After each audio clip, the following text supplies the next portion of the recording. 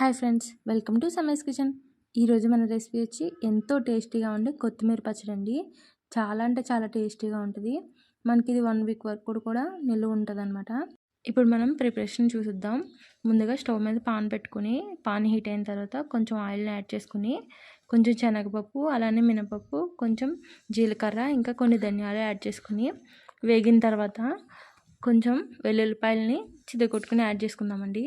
అలానే ఎండుమిర్చి కూడా మీకు కారం తగ్గట్టు యాడ్ చేసుకోండి. వేగిన తర్వాత తీసి పక్కన పెట్టుకుని ఇదే పాన్లో కొంచెం ఆయిల్ని యాడ్ చేసుకుని చూడండి, ఈ విధంగా శుభ్రంగా వాష్ చేసి పెట్టుకున్న కొత్తిమీరని యాడ్ చేసుకుందామండి. కాడలతో సహా కడుక్కుని పెట్టుకోవాలండి. యాడ్ చేసుకుని మొత్తం చూడండి, కొత్తిమీర అంతా పచ్చి వాసన పోయే వరకు ఇలా వేపుకోవాలండి. మొత్తం వేగిన తర్వాత కొంచెం చింతపండుని యాడ్ చేసుకుందామండి. యాడ్ చేసుకుని ఒకసారి మిక్స్ చేసుకుని స్టవ్ ఆఫ్ చేసుకుని ఈ మిశ్రమాన్ని పక్కన పెట్టుకుందామండి. చూడండి, ఈ విధంగా మొత్తం అంతా కొత్తిమీర అంతా మగ్గిపోవాలండి. ఇప్పుడు పక్కన పెట్టుకుని ఇప్పుడు మిక్సీ జార్ తీసుకుందామండి.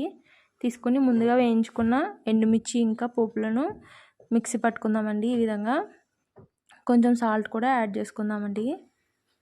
చూడండి, ఈ విధంగా మిక్సీ పట్టేసుకుని ఇప్పుడు కొంచెం సాల్ట్ యాడ్ చేసుకుందామండి. మీ టేస్ట్కి తగ్గట్టు యాడ్ చేసుకోండి. ఇప్పుడు మనం వేయించి పెట్టుకున్న కొత్తిమీరని యాడ్ చేసుకుందామండి. ఈ విధంగా యాడ్ చేసేసుకొని చూడండి, మొత్తం అంతా యాడ్ చేసుకొని మిక్సీ పట్టేసుకుందామండి. మూత పెట్టేసుకొని మిక్సీ పట్టేసుకుందాం.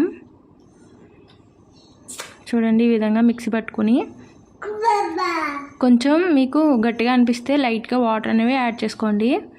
కొన్ని వాటర్ని యాడ్ చేసుకొని మళ్ళీ ఒకసారి మిక్సీ పట్టేసుకోండి. చూడండి, ఈ విధంగా మిక్సీ పట్టుకోండి వాటర్ యాడ్ చేసుకొని. ఇప్పుడు మనం పోపు ప్రిపరేషన్ చేసుకుందామండి. అదే పాన్లో కొంచెం ఆయిల్ని యాడ్ చేసుకుని పోపుల్ని యాడ్ చేసుకుందామండి. యాడ్ చేసుకుని కొంచెం కరివేపాకు ఇంకా ఎండుమిర్చిని కూడా యాడ్ చేసేసుకుని